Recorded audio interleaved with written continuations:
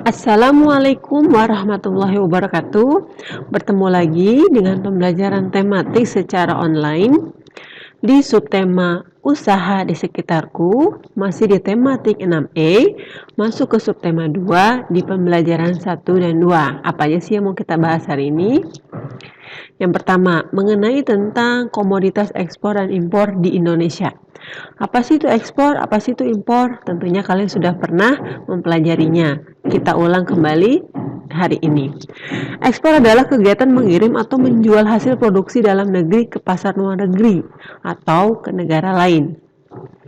Sedangkan impor adalah kegiatan mendatangkan atau membeli suatu barang dari luar negeri. Selanjutnya, coba perhatikan gambar di bawah ini.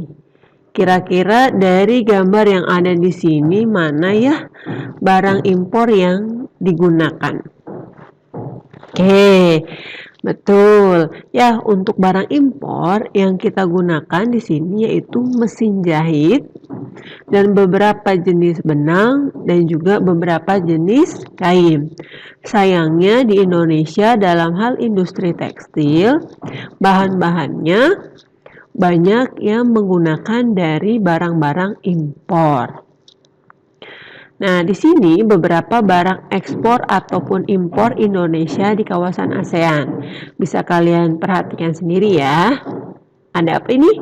Ya, ini penjepit kertas. Kira-kira penjepit kertas itu termasuk benda magnetis bukan ya? Bagaimana dengan ini? Penghapus.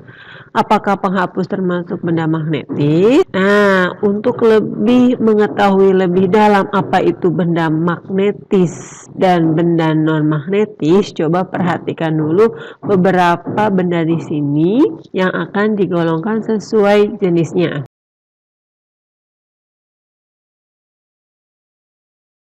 Nah, dari beberapa gambar yang tadi masih acak-acakan, sekarang sudah dikelompokkan sesuai dengan jenis bendanya.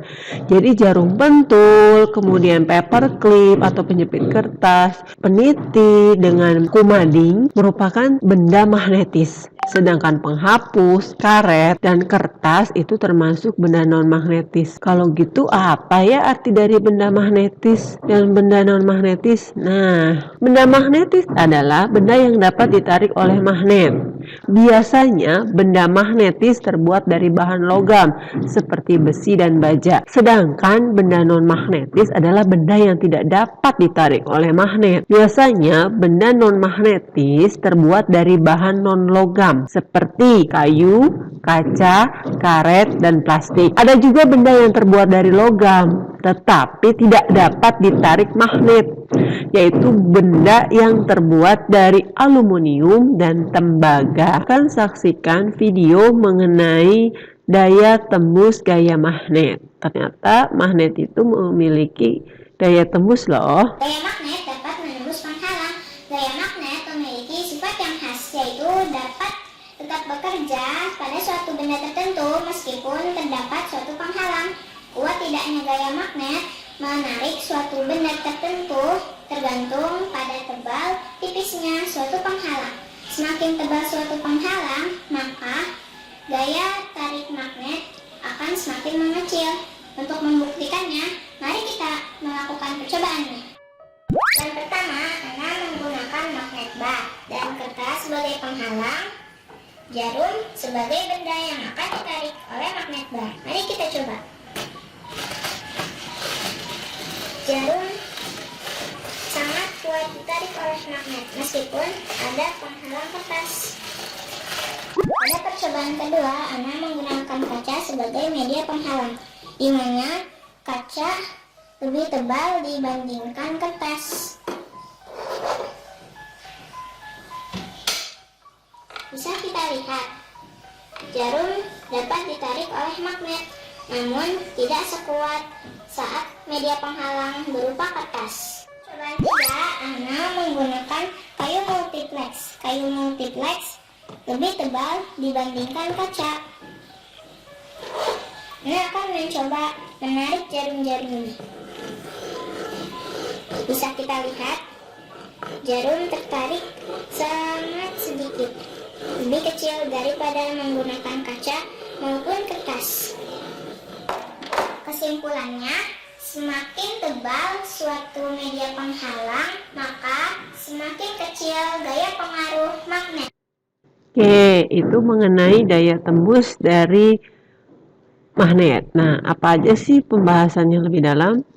Magnet ternyata memiliki gaya tarik, atau tadi disebut gaya magnet. Nah, gaya magnet sendiri dapat menembus benda-benda tertentu. Tadi kita sebut dengan daya tembus ya, karena dipengaruhi beberapa faktor, antara lain tadi jenis penghalangnya. Tadi kita lihat contoh di videonya ada dari kertas, kaca, dan triplek. Yang kedua, tadi kita lihat juga ada beberapa ketebalan dari benda-benda tersebut. Ya, sedangkan kertas itu tipis ketebalannya, kaca mulai sedikit tebal, dan triplek yang digunakan tadi makin tebal. Begitupun juga nanti berpengaruh sama daya tembusnya.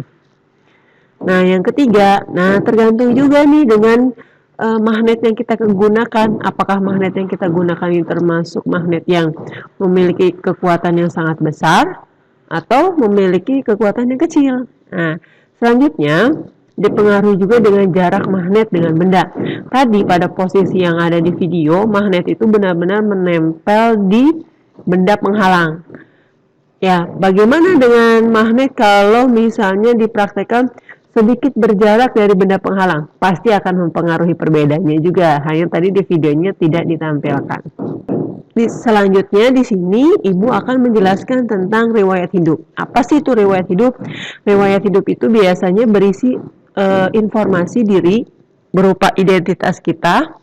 Kemudian biasanya riwayat hidup itu pasti berisi fakta-fakta tentang yang ada di diri kita yang disajikan dengan sangat rinci.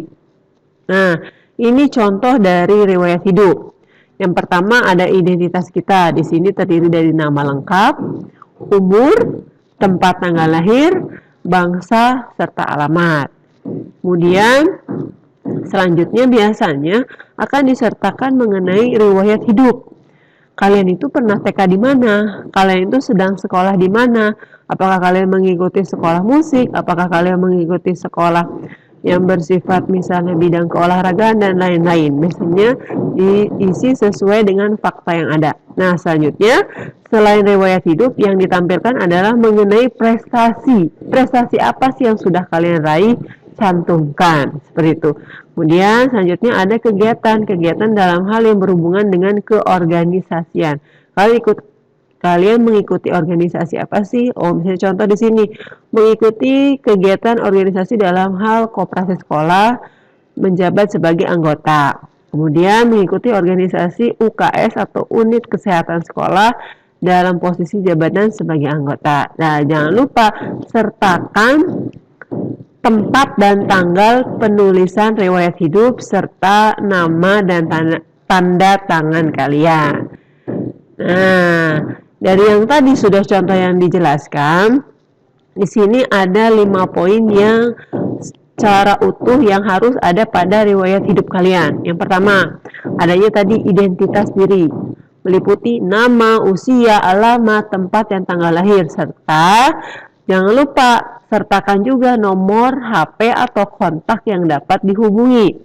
Yang kedua, riwayat pendidikan merupakan daftar yang berisi informasi pendidikan yang pernah kalian tempuh atau sedang kalian tempuh. Selanjutnya, menuliskan pengalaman berorganisasi atau kepanitiaan, meliputi kegiatan atau organisasi yang pernah diikuti semasa sekolah hingga saat ini seperti ekstrakurikuler, komunitas, dan lain-lain. Nah, selanjutnya jangan lupa cantumkan juga prestasi yang pernah kalian capai dari dulu hingga sekarang. Nah, yang terakhir selain prestasi, jangan lupa kalau kalian memiliki keterampilan tertentu atau kemahiran tertentu, silahkan diisi dalam atau silahkan dicantumkan atau ditulis dalam riwayat hidup kalian. Seperti apa saja sih, Bu? Misalnya keterampilan berbahasa asing, keterampilan bermusik, keterampilan berolahraga, ataupun keterampilan dalam bidang teknologi. Nah, selanjutnya Ibu meminta kalian untuk membuat daftar riwayat hidup kalian sendiri. Silahkan dikerjakan di buku tulis tematik kalian, kemudian dikumpulkan saat tatap muka. Tidak perlu difoto dan dijapri ke guru tematik kalian, tapi silahkan dibawa dan dikoreksi oleh guru tematik kalian saat tatap muka. Jangan lupa saat tatap muka harus dibawa. Kita masuk ke materi terakhir, yaitu mengenai manfaat dari keberagaman wirausaha di lingkungan sekitar. Yang pertama, memenuhi kebutuhan manusia yang beragam jenisnya. 2. Meningkatkan kesejahteraan masyarakat sekitar tempat wirausaha. Yang ketiga, menciptakan inovasi baru yang bermanfaat bagi masyarakat. Yang keempat, membantu pembangunan nasional dalam bidang perindustrian. Yang kelima, tentunya pasti akan mengurangi pengangguran.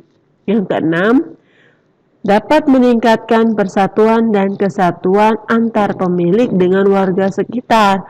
Apalagi si pemilik ini bisa membuka lapangan pekerjaan, di mana lapangan pekerjaannya dikhususkan dari para warga sekitar. Seperti itu. Terima kasih untuk pembelajaran hari ini. Bu Nova akhiri. Semoga ilmunya bermanfaat. Wassalamualaikum warahmatullahi wabarakatuh.